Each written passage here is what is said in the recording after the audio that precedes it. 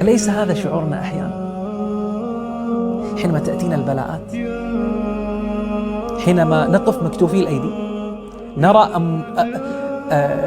بحار الهموم تتلاطم أمامنا، فنقول إنا لمدركون، إن معي ربي سيهدين، هذا هو مصدر القوة، سيهديني.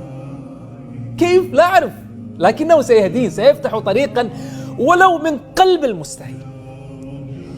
الفرج لا يأتي دائما بالطرق المتوقعة.